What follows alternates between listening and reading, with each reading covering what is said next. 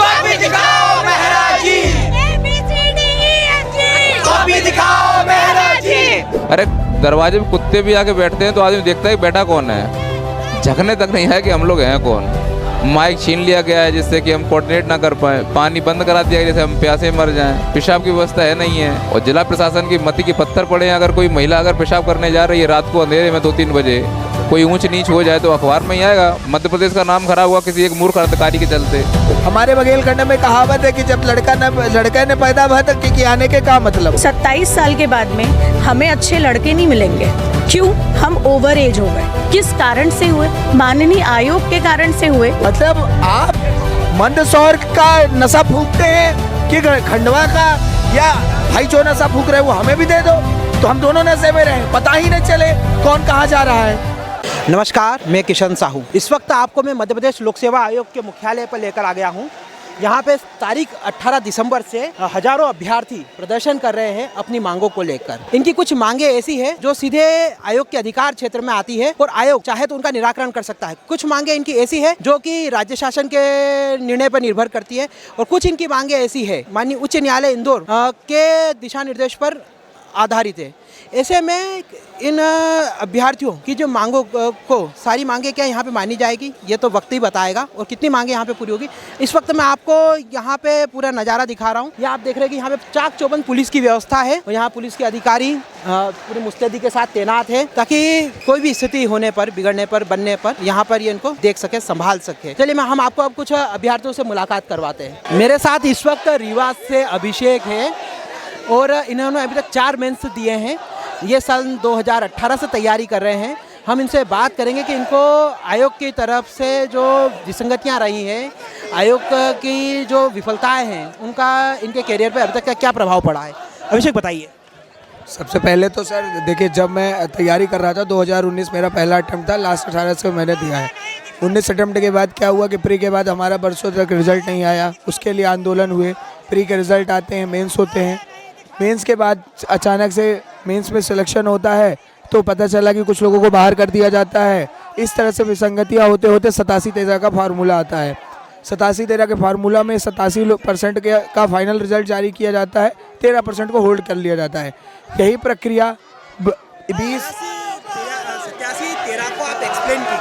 87-13 में ऐसा है कि जो हमारा रिजल्ट है उसके 87% छात्रों में कैटेगरी वाइज के बच्चों और जनरल के बच्चों, ओबीसी के बच्चे जिसमें 14% हैं का रिजल्ट जारी कर दिया गया। बाकी 13% जो है बच्चे उसमें हाँ रिजर्वेशन है, उसके कारण ही आया, जिसमें 13% जनरल के और 13% ओबीसी के 2 अलग अलग लिस्ट बनाकर उन्हें होल्ड कर दिया गया। ये 20, 21, 22, 23, 24 तक ये प्रक्रिया लागू है। जितने रिजल्ट आए हैं 19, 20 और 21 के, उनमें 87-13 अप्लाइड है, 13% का कोई अता पता नहीं। 2019 के इंटरव्यू हो चुके हैं, 5 साल हो चुके, आज तक उस भर्ती के 13% बच्चों का कुछ अता पता नहीं। हमारी मांग है कि कॉपियाँ दिखाई जाएं ताकि हमें पता रहे। जैसे मैं हूँ, मेरा अगर ये चौथा मेंस है उसमें 2 नहीं निकले और 1 मेंस का रिजल्ट पेंडिंग है और 24 का भी पेंडिंग हो गया, तो 2 पेंडिंग हो गए। मुझे नहीं पता कि मैं कहाँ कमी कर रहा हूँ। अगर कमियाँ मुझे पता चलें तो मैं आगे की तरफ बढ़ सकता हूँ। शायद 150 नंबर का अगर एक फासला होगा तो हम क्यों तैयारी करेंगे, अगर 2 नंबर का होगा तो हम उसमें सुधार करेंगे। तो इसके लिए हमें कॉपी की ज़रूरत पड़ेगी, जिसके लिए कि वही हाल हो गया है कि यमराज पूछ रहे हैं कहो क्या हाल है, क्या चाहिए। अभ्यर्थी कह रहा है कॉपी देखनी है, यमराज कह रहा है बड़े चालाक हो कि अमर होना चाह रहे हो। आप ये बताइए, मतलब कि 87-13 फार्मूला का मतलब ये है सीधे से कि 13% छात्र ओबीसी के होल्ड पर है और 13% छात्र जनरल कैटेगरी के होल्ड पर है। जी बिल्कुल। तो कुल मिला के 26% का जो छात्र है होल्ड पर है। बिल्कुल बिल्कुल। इसको इस तरह से समझ हाँ, बिल्कुल समझ लें। अगर ये डिसाइड हो जाए साल 2019 से होल्ड पर है ये, हाँ है ना, तो आप ये अगर ये चीज़ डिसाइड कर लिया कि हमने 13% ओबीसी को दे दिया सीट्स या 13% जनरल को मिली, तो उनकी सीनियरिटी कहाँ काउंट की जाएगी? इसको लेकर कुछ पारदर्शिता, कुछ बात सामने आई आपके सामने? सर सीनियरिटी का तो अभी मसला ही नहीं है। मसला पहले ये है कि रिजल्ट दे दें, फिर उस 13% में जो सीटें होल्ड की गई हैं तो उसमें चयनित होने वाले बच्चे कुछ 3% होंगे। तो आप सोचिए कि कितने प्रतिशत छात्रों का आधार में है। मतलब आप समझिए कि 22% छात्र तो पहले अपने जीवन से हाथ धो बैठेंगे। मतलब अपने कैरियर से हाथ धो बैठेंगे। और सीनियरिटी की जहाँ तक बात है तो उसमें आयोग ने हालांकि क्लियर कर रखा है कि ये उसी बैच के वो माने जाएंगे। उसी बैच के माने जाएंगे। तो फिर उनके ट्रेनिंग, उनका प्रोबेशन पीरियड, उनके वेतनमान, उनके भत्ते, उसको लेकर कोई इसके जानकारी? बारे में कोई जानकारी नहीं है। वेतनमान तो वही रहेगा जो सेम है, पद सेम माना जाएगा, लेकिन ट्रेनिंग वगैरह और इन सब की कोई जानकारी नहीं, क्योंकि सर नियुक्ति ही नहीं हो रही। अरे जब रिजल्ट ही नहीं आया तो पता ही नहीं। हमारे बघेलखंड में कहावत है कि जब लड़का ने पैदा हुआ तो कि आने के क्या मतलब। इसके अलावा और क्या मांगे हैं आपकी? इसके अलावा सर हमारी मांगे हैं कि जो एडीपीओ वाली भर्ती है वो आए, और असिस्टेंट प्रोफेसर के लिए सर असिस्टेंट प्रोफेसर का रिजल्ट आ गया है, उसका इंटरव्यू इन्होंने डाल रखा है 2026। मतलब सामने वाला क्या करे, किसी की उम्र 38 साल हो तो वो पता चला पेपर पास करके और निकल ले। मतलब आयोग विचार किस तरह करता है कि एक साल, आज अभी 24 चल रहा है और इंटरव्यू की डेट 2026 दी जा रही है। मतलब आप मंदसौर का नशा फूकते हैं कि खंडवा का, या भाई जो नशा फूक रहे हैं वो हमें भी दे दो तो हम दोनों नशे में रहें, पता ही नहीं चले कौन कहाँ जा रहा है। मतलब हद है आपकी। आप लोगों ने मांग करी कि छत्तीसगढ़ पीएससी की तरह मुख्य कापियों की जांच की जाए, तो छत्तीसगढ़ पीएससी की कॉपियों में क्या विशेषताएं? सर छत्तीसगढ़ में जो मेंस की कॉपियां हैं वो डिजिटली तरीके से जांची जाती हैं, वो डिजिटल स्कैनिंग होके उस प्रति की जांच मतलब जांच करके और वो बच्चों को वापस लौटाई जाती है। और भी उसके कुछ तरीके हैं जिसको उन्होंने बाहर नहीं किया है, तो ये दो पीएससी आपस में संपर्क करके और वो पारदर्शी माध्यम को अपनाया जा सकता है, इसमें कोई दो राय नहीं। यहाँ छात्र सिर्फ आंदोलन नहीं कर रहे हैं, अपने साथ कई मांगों के साथ कई सुझाव लेकर आए हैं। यहाँ पे छात्रों का कहना है कि अगर इनको लिखित में आश्वासन नहीं दिया गया तब तक यह आंदोलन को वापस नहीं लेंगे। इस वक्त मेरे साथ है नैया पार वाले अरविंद सर, जो कि 2 दिनों से अनशन पर है। उन्होंने कुछ खाया पिया नहीं है और उनकी तबीयत भी नासाज नज़र आ रही है। हम उनसे बात करेंगे कि अभी तक आयोग ने क्या इनको आश्वासन दिया, क्या इन तक बात आई आयोग की। सर अभी तक आयोग ने आपसे क्या बात करी? सर आयोग की तरफ से जो भी डेलीगेशन आ रहा है उन डेलीगेशन में केवल वो अधिकारी आ रहे हैं जो हमारा समय बर्बाद कर रहे हैं। जब से हम आए तब से लेकर अधिकारियों से 6 मीटिंग हो चुकी है। ये क्या करते हैं, एक माहौल बना रहे हैं। माहौल ऐसा बना रहे हैं कि मीटिंग बुला लेते हैं, बच्चों को लगता है कि डेलीगेशन अंदर गया, ये लोग डेलीगेशन को 20 मिनट तक बैठा के रखते हैं, वही सुनते हैं कि तुम्हारी मांगें क्या हैं, मुस्कुराते रहते हैं और बाद में बोलते हैं कि नहीं ये तो पूरा नहीं हो सकता। फिर हम लोग आते हैं बाहर, 5-10 घंटे बाद फिर बुलाते हैं, फिर वही बात, ये पूरा नहीं हो सकता। मेरा ये कहना है जिसके क्षमता है पूरा करने का सीधा उससे मिला दो। भाई जो अधिकारी मुझसे मिल रहे हैं पहले तो ये क्लियर करो कि आप अथॉरिटी हो या मैसेंजर हो। मैसेंजर हो तो हमारा मैसेज उसका पहुंचाओ जो हमारी मांगों को पूरा कर सकता हो, अथॉरिटी हो तो हमारी मांगों को पूरा कर दीजिए। पर आयोग खिलवाड़ कर रहा है बच्चों की भावनाओं से। इन बेशर्मी का एक जो लेवल होता है ना वो पार कर चुके हैं मेहरा जी। 2019 का रिजल्ट अटका हुआ है, ये कोई चोर उचक्के तो है नहीं है। और मध्य प्रदेश के जिला प्रशासन की मती मारी गई, पता नहीं क्या कैसे अधिकारी बन गए हैं। इतनी रात में 200-250 बच्चियां हैं। मैं एडीएम साहब को, जो भी उनका नाम हो, भगवान को खुशी रखे, इतना बोल चुका हूँ कि बायो टॉयलेट रखवा दीजिए। लाडली बहना योजना वाले राज्य में बायो टॉयलेट की व्यवस्था नहीं हो पा रही है। और वहीं मुख्यमंत्री आए थे अभी किसी प्रोग्राम में, 28 बायो टॉयलेट 3 दिन पहले रख दिए गए थे। तो ऐसा लग रहा है कि यह लोकतंत्र केवल उनके लिए है जिनके पास शक्ति है, जिनके पास पैसा है। देश में किसान आंदोलन पर है, जो लड़के पढ़ने आए हैं उनके बेटे भी आंदोलन पर हैं। देश में आंदोलन खेला जा रहा है। इतना कहूँगा कि ये आंदोलन असंतोष की अभिव्यक्ति है। हम गांधी को मानने वाले हैं, अहिंसात्मक रूप से कर रहे हैं, लेकिन जब 60 घंटे 62 घंटे हो गए, आयोग से बाहर निकल कोई ये नहीं देख रहा कि ये जो बाहर बैठे हैं ये आखिरकार बैठा कौन है। गुंडे हैं, डाकू हैं, छात्र हैं, कीड़े मकोड़े हैं, जानवर हैं। अरे दरवाजे पे कुत्ते भी आके बैठते हैं तो आदमी देखता है कि बैठा कौन है, झकने तक नहीं है कि हम लोग हैं कौन। माइक छीन लिया गया है जिससे कि हम कोऑर्डिनेट ना कर पाएँ, पानी बंद करा दिया जैसे हम प्यासे मर जाएं, महिलाएं पेशाब की व्यवस्था है नहीं है। और जिला प्रशासन की मति की पत्थर पड़े हैं। अगर कोई महिला अगर पेशाब करने जा रही है रात को अंधेरे में 2-3 बजे, कोई ऊंच नीच हो जाए तो अखबार में ही आएगा। मध्य प्रदेश का नाम खराब हुआ किसी एक मूर्ख अधिकारी के चलते। और वो अधिकारी का कहना ये है कि अगर हम तुमको ये सुविधाएं देते हैं तो हम सरकार विरोधी हो जाएंगे। मतलब वो ये कहना चाहता है कि ये सब जो काम है ना वो सरकार करा रही है। मोहन सरकार का आदेश है कि बच्चों को परेशान किया जाए, उस अधिकारी का यही मतलब निकल रहा है। यहाँ पर राजेश लाल मेहरा जी की भूमिका को आप कैसे देखते हैं? क्या मेहरा जी मोहरा है या खुद कल्प्रिट है कि ये कॉपी क्यों छुपाई जा रही है, कॉपी क्यों नहीं दिखाई जा रही है? हमारे यहाँ कहावत है चुकरिया में गुर फोरो। मैं ये कहना चाह रहा हूँ कि छत्तीसगढ़ पीएससी में जितने लोग मुझे सुन रहे हैं जिनकी आंखें बंद हैं, छत्तीसगढ़ पीएससी में जब घोटाला हुआ था ना वो इसी प्रोसेस से हुआ था। अगर आपने कोई घोटाला नहीं किया है, आपकी कार्यप्रणाली में कोई दोष नहीं है, तो आप कॉपियों को पब्लिक कर दीजिए। और अगर उसके पीछे तुम ये बहाना लगाते हो कि सुप्रीम कोर्ट हाई कोर्ट में अड़ा हुआ है, तो मैं स्पष्ट कर देता हूँ कि सुप्रीम कोर्ट हाई कोर्ट ने स्पष्ट मना कर दिया है कि हमारी तरफ से कोई रोक नहीं है। ये रोक इन्हीं की वजह से है। ये इंतज़ार कर रहे हैं चुनाव का, क्योंकि हम लोग हो गए हैं ऐसे भिखारी। जब जब चुनाव आएगा साला 500-500 रुपये में हम वोट बेच रहे हैं। तो उन्हें मालूम है कि ये आयोग के अध्यक्ष की इतनी हिम्मत इसलिए हो रही है, उन्हें मालूम है कि ये छात्र हैं ना, इनके गुर्दा नहीं है, आते हैं बैठते हैं चले जाते हैं। क्योंकि मध्य प्रदेश में कोई भी आंदोलन पूरा हुआ नहीं, लेकिन इस बार आंदोलन थोड़ा अलग है। मैं ये निर्णय करके यहाँ पर बैठा हूँ, ये निर्णय करके आमरण अनशन कर रहा हूँ कि जब तक हमारी मांगों को लिखित स्वीकार नहीं किया जाएगा तब तक मैं यहीं पर रहूँगा। और अगर मांगा स्वीकार नहीं की गई तो मैं इसी भूमि पर मध्य प्रदेश लोक सेवा आयोग के सामने अपने प्राण त्याग दूंगा। आपको अनशन पे बैठे हुए 2 दिन हो चुके हैं, तो क्या कोई चिकित्सक आए हैं आपका चेकअप करने? कोई अधिकारी, कोई बात हुई आपकी अनशन को लेकर?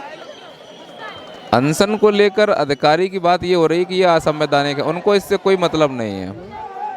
हाँ, चिकित्सक मेरे पास आए थे, उन्होंने मेरा बीपी नापा था, वो भी तब जब हम लोगों ने भेजा था कि भाई कोई तो आ जाओ।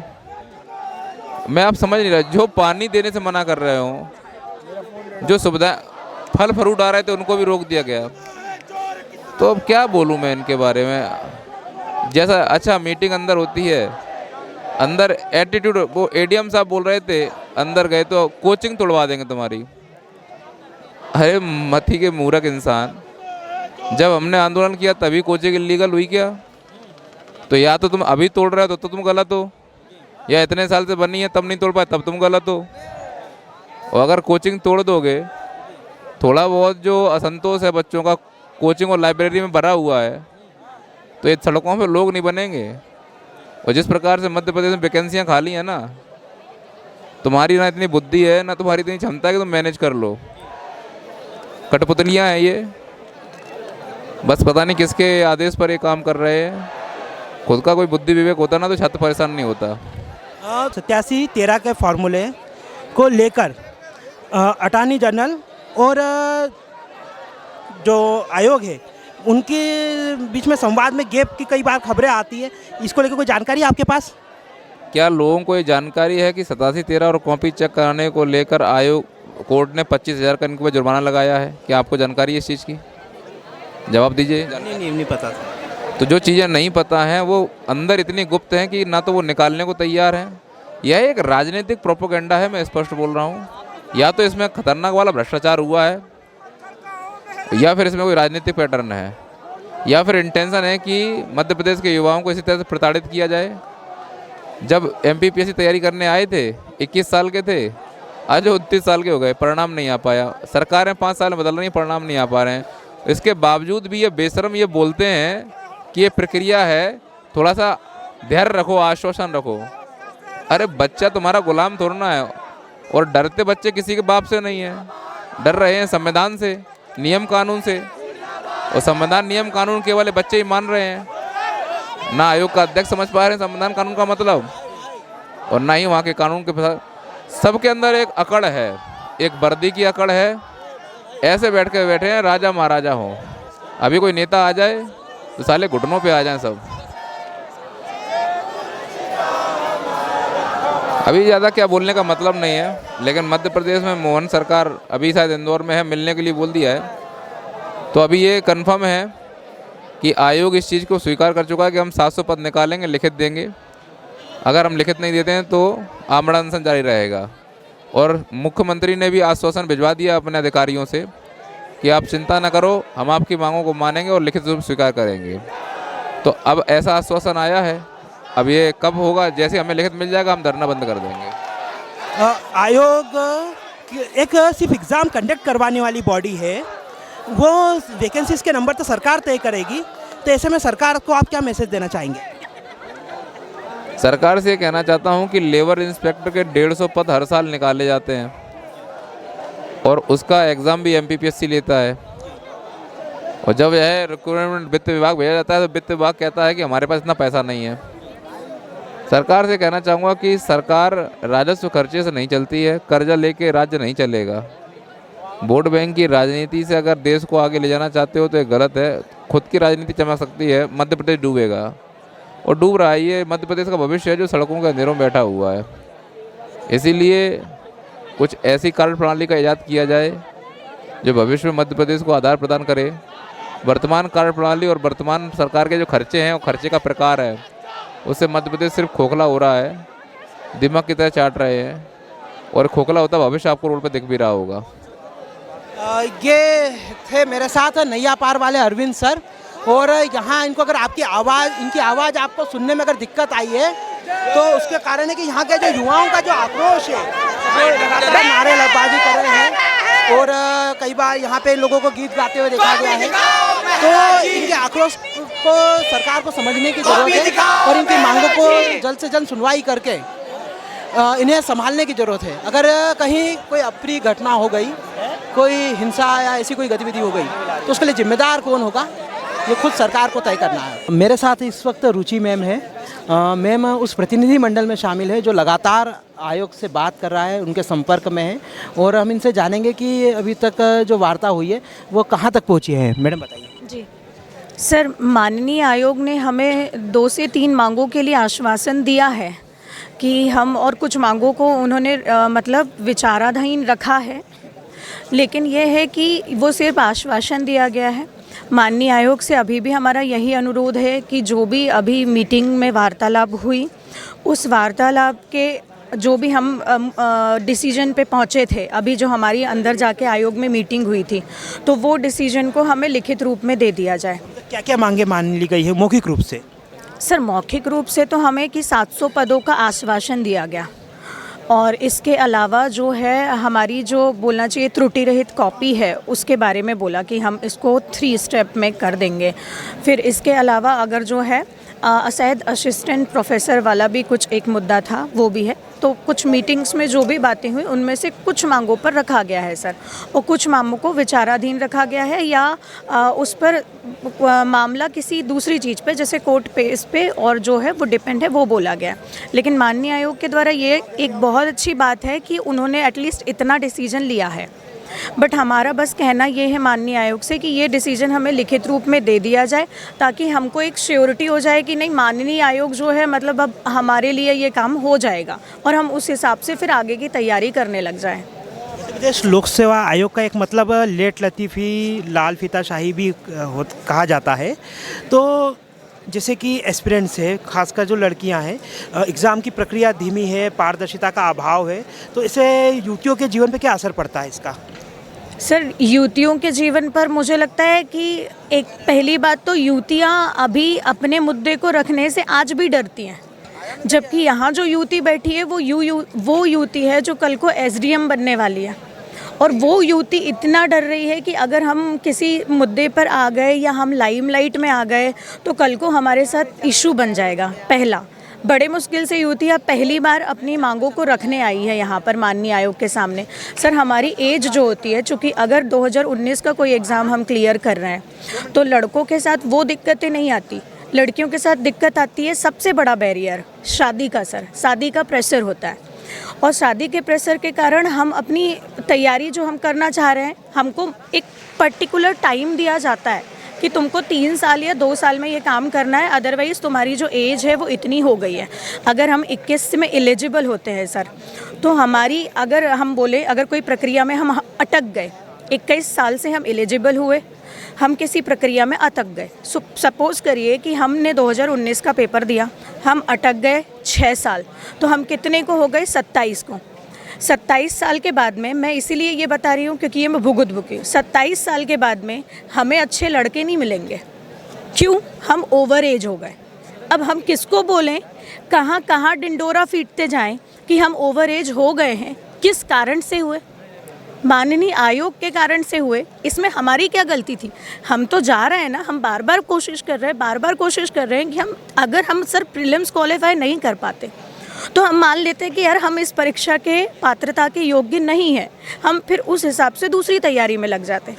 हम प्रीलिम्स क्वालिफाई कर रहे हैं सर, हम मेंस क्वालिफाई करके वहाँ जा रहे हैं, हम इवन इंटरव्यू भी क्वालिफाई कर रहे हैं, क्योंकि इंटरव्यू के बाद में भी प्रक्रिया लटक जाती है।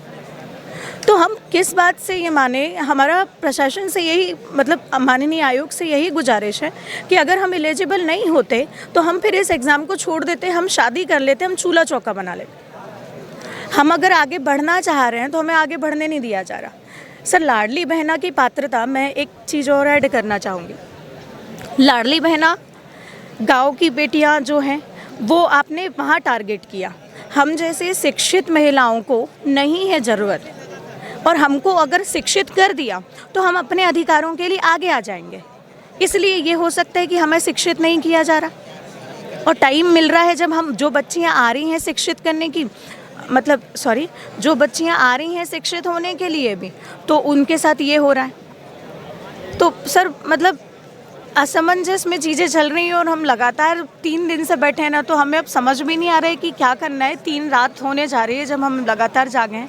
तो बस हम यही बोलेंगे कि जब तक माननीय आयोग हमें लिखित रूप से नहीं देगा तो जैसा भी हमारे जो भी मतलब नेतृत्व करता है वो करेंगे, हम उनके साथ समर्थन में है सर। शांतिपूर्ण तरीके से हम अपनी मांगों को रखेंगे, बिल्कुल शांतिपूर्ण तरीके से हम माननीय आयोग के सामने बैठे रहेंगे जब तक हमारी मांगे पूरी नहीं। यहाँ पे आंदोलन में बड़ी संख्या में लड़कियाँ हैं, इनको भाग लेने में क्या क्या चुनौतियों का सामना करना पड़ रहा है? सर, आंदोलन में जो लड़कियाँ आई हैं, सबसे बड़ी चुनौती ये है कि टॉयलेट की कोई सुविधा नहीं है।